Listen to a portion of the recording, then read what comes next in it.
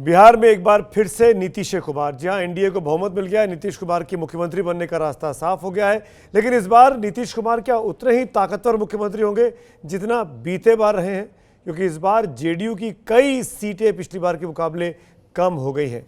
इसी मुद्दे पर आइए बात करते हैं। इस वक्त हमारे साथ एक खास मेहमान पवन वर्मा साहब जुड़ रहे हैं, जो कि जेडीयू में नेता रह चुके हैं, जेडीयू के सांसद रह चुके हैं। और ये बात मैं कह सकता हूं कि एक वक्त में नीतीश जी के काफ़ी करीबी दोस्तों में से एक थे। पवन जी, बहुत बहुत शुक्रिया, धन्यवाद एबीपी न्यूज़ से जुड़ने के लिए। मेरा सवाल आपसे बहुत सीधा सा है, आप राजनीति से दूर क्यों हैं? आपने बिहार के चुनावों को किस नज़रिए से देखा?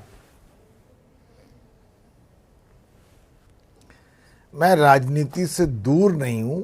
ये ज़रूर है कि मैंने जेडीयू को छोड़ने के बाद अभी तक कोई पार्टी नहीं ज्वाइन की है।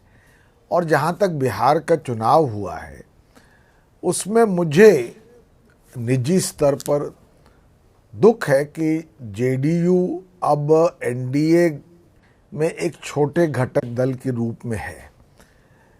ऐसा तो पहले कभी हुआ नहीं था। और नीतीश जी का आज भी बिहार में जो किरदार है वो बहुत प्रमुख है।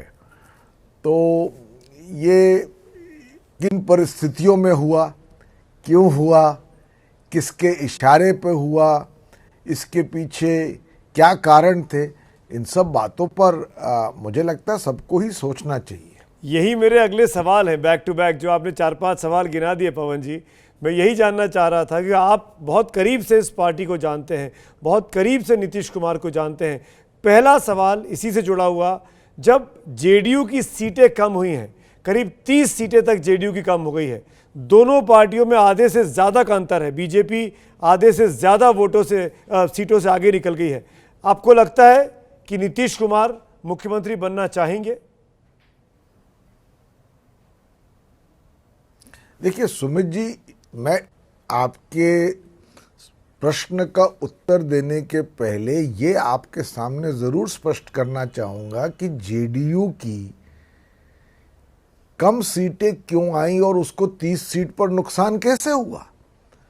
और अचरज की बात है कि इसका कारण है चिराग पासवान जी, जो कि जिनकी पार्टी एलजेपी एनडीए का हिस्सा है। और वही एनडीए के हिस्सा होते हुए नीतीश कुमार पर लगातार निरंतर अटैक जारी रखते हैं। और बीजेपी का शीर्ष नेतृत्व कोई ऐसा कदम नहीं लेता है जिससे इस तरह का उनका रवैये पर रोकथाम लग जाए जी। बल्कि चिराग पासवान तो अपने को सार्वजनिक रूप से प्रधानमंत्री नरेंद्र मोदी जी के हनुमान कहते थे जी, अपने आप को। और प्रधानमंत्री भी जब आए बिहार और अपने रैलियों में, तो इन्होंने कभी कहा नहीं कि चिराग पासवान जो कर रहे हैं गलत हैं। वो एनडीए में होते हुए एक प्रमुख घटक दल जेडीयू के नेता के खिलाफ इस तरह की भाषा का प्रयोग कर रहे हैं, अपने उम्मीदवार जेडीयू के खिलाफ खड़ा करा रहे हैं। तो इसके पीछे मुझे जहां तक लगता है साफ मंशा थी बीजेपी की तरफ से कि चिराग पासवान के इस्तेमाल से जेडीयू को ऐसी क्षति पहुंचे। और अब आप जानते ही आंकड़े बता रहा है कि जेडीयू को 43 सीट अगर मिली है तो आज 73 हो सकती थी। वो प्रदेश की सबसे बड़ी पार्टी भी उभर के हो सकती थी। तो इस नुकसान का कौन जिम्मेवार है? और उसका कारण मुझे जो समझ आता है वो यही था कि जो नीतीश जी की हैसियत है एनडीए में जी, वो कम हो जाए और बीजेपी की बढ़ जाए। तो बीजेपी की रणनीति रही, एक तरीके से आप ये इशारा कर रहे हैं कि बीजेपी ने रणनीतिक तौर पर यह तय किया, रणनीति बनाई और नुकसान हो गया, नीतीश कुमार को नुकसान पहुंचा दिया। इसी स्थिति में मेरा सवाल फिर से ये जीवित होता है कि जब नीतीश कुमार कमज़ोर किए गए हैं कथित तौर पर, तो क्या वो मुख्यमंत्री बनेंगे उस पार्टी के जो उनको कमज़ोर कर रही है, उसकी सरकार के? अब ये तो उनका अपना निर्णय होगा।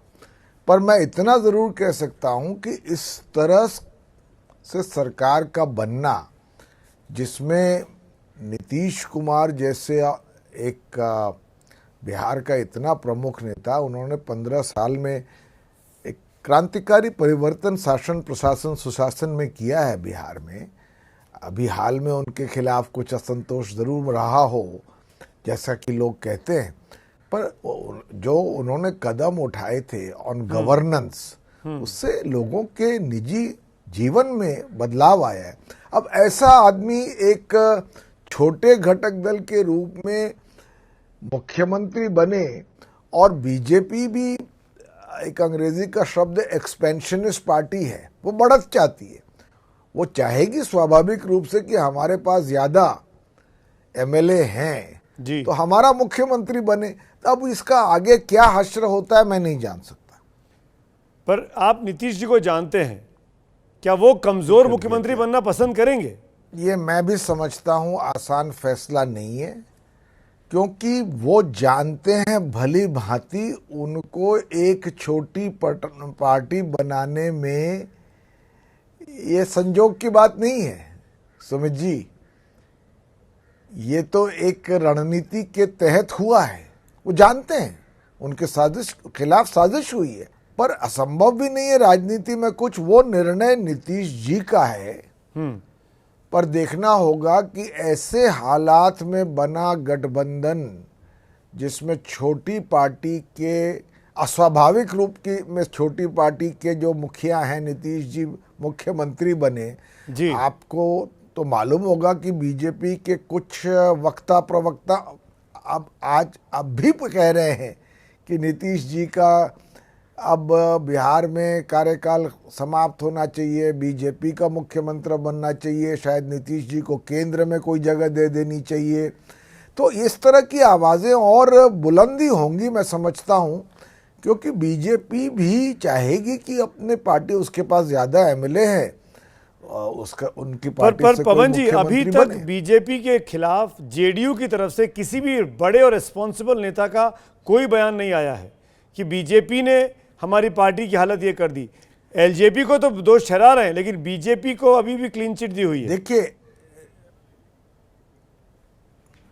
देखिए ये जेडीयू के जो इस वक्त मौजूदा नेता हैं, कहना चाहें या ना कहना चाहें, मैं तो अब जेडीयू में हूं नहीं, पर जो बात मुझे समझ आ रही है वो उनको भी आ रही होगी।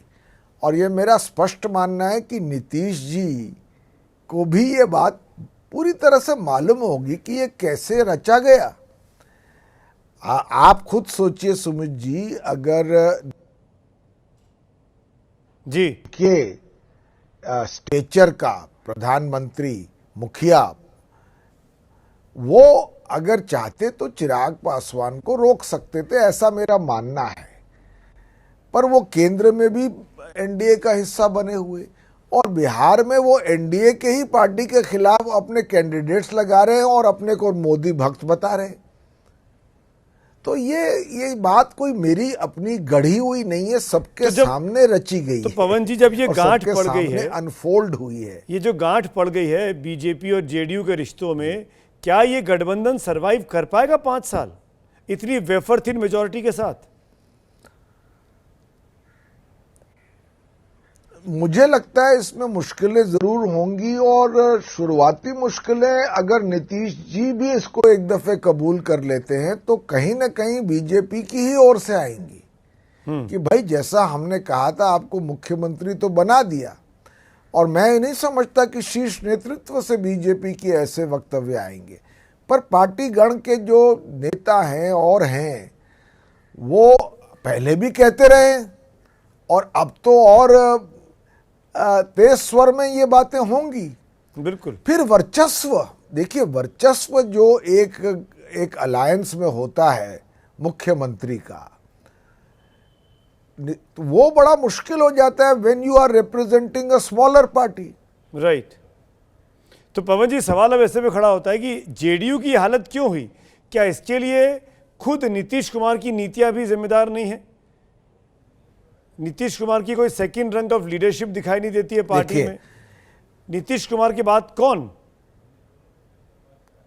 नहीं नहीं, नीतीश कुमार के बाद जेडीयू में कोई और नहीं है। जेडीयू नीतीश कुमार ही जेडीयू है, और ये अनोखी पार्टी नहीं है। कई ऐसी पार्टी हैं देश में जो अपने नेता से पहचानी जाती हैं। तो अब नीतीश कुमार इस वक्त जेडीयू हैं, और उनका एक बहुत बड़ा इम्पोर्टेंट रोल रहा है सुमित जी बिहार में जी। तो अब आपको याद होगा वो जमाने जब वो तय करते थे कि बीजेपी को कितनी सीट मिलेंगी जी। और गठबंधन किस तरह का होगा, नीति और बाकी सारे एस्पेक्ट्स पर फाइनल निर्णय नीतीश जी का होता था। और बीजेपी उसको स्वीकारती थी क्योंकि वो छोटी पार्टी थी, वो बिहार के लीडर थे। राइट। तो अब ये इसका पूरा विपरीत हो गया है। तो इसमें मुश्किलात मैं समझता हूं जरूर होंगे, और नीतीश जी को एक निजी स्तर पर भी वो आघात होंगे इस ऐसे डेवलपमेंट्स पे। आपको लगता है, ये मैं आपकी राय जानना चाह रहा हूं, बिल्कुल निष्पक्ष होकर ईमानदारी से बताइएगा पवन भाई, क्या नीतीश कुमार को मना कर देना चाहिए मुख्यमंत्री बनने से इन हालात में?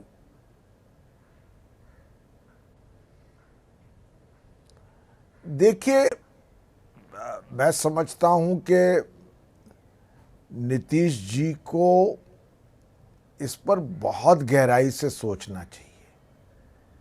या तो कुछ वो शर्तें रखें, और उन पर मैं अभी कुछ कहना नहीं चाहता। क्या इसीलिए नीतीश जी चुप जिनका हैं? पालन होना इतनी चाहिए, बड़ी ना हो जीत, तो फिर अगला कदम ले। इतनी जीत हो गई, चौथी बार मुख्यमंत्री बनेंगे, लेकिन कोई रिएक्शन नहीं, कोई प्रतिक्रिया नहीं, कोई ट्वीट नहीं, कोई बयान नहीं। क्या इसीलिए ये चुप्पी है नीतीश जी की? नहीं, इसका कारण ये है कि मेरी उनसे अभी आज या कल में बात नहीं हुई है जब से परिणाम आए हैं, पर नीतीश जी समझ रहे होंगे कि क्या क्या जमीन पर खेल खेला गया उनके खिलाफ। और आरजेडी को जो करना था वो तो करती, चलिए गठबंधन के लोग, ये तो गठबंधन के अंदर से उनके खिलाफ एक ऐसा खेल खेला गया कि चिराग पासवान आज भी कह रहे हैं कि वो एनडीए के साथ है, प्रधानमंत्री के साथ है, और नीतीश कुमार के खिलाफ है। एक आखिरी मुद्दा पवन सर, क्या आपको लगता है कि इन हालात में बीजेपी ने जो स्थिति की है जेडीयू की, जैसा कि आप कह रहे हैं, जैसा कि आप इल्ज़ाम लगा रहे हैं कि एलजेपी की वजह से जेडीयू ऑलमोस्ट ख़त्म हो गई, इस बार चुनाव में आधी हो गई, क्या आपको लगता है कि बीजेपी का लॉन्ग रन में प्लान ये है कि जेडीयू और बीजेपी का मर्जर हो जाए, ताकि बीजेपी एक बड़ी और पूरे राज्य की पार्टी बन जाए, बजाय सिर्फ शहरों की पार्टी रहने के? ये हो सकता है, और मैं बीजेपी के क्या प्लान्स हैं उन पर तो कोई ख़ास रोशनी नहीं डाल सकता, पर बीजेपी चाहेगी कि वो बिहार की अपने बलबूते पर सबसे बड़ी पार्टी हो, और बिहार में उसका मुख्यमंत्री नहीं हुआ है, उसका मुख्यमंत्री बने। और ये स्वाभाविक भी है, ये तो नेचुरल भी है, बड़ी पार्टी है तो चाहेगी भी वो। केंद्र में सत्ता में है, बड़ी पार्टी है, एक्सपेंशनिस्ट है, वो देख रही है कि उसके ऊपर एंटी इनकम्बेंसी का असर नहीं है। प्रधानमंत्री नरेंद्र मोदी जी की लोकप्रियता पर असर नहीं पड़ा है, उसके पास ज्यादा सीट है।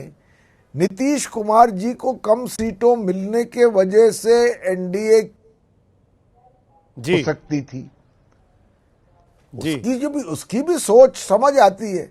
तो वो चाहेगी कि हमारा मुख्यमंत्री हो, या और इस बात का मुझे बड़ा डर है। मैं चाहूंगा कि अगर नीतीश जी बन भी जाए मुख्यमंत्री तो ऐसा ना हो, पर मुझे बहुत बड़ा डर है जी,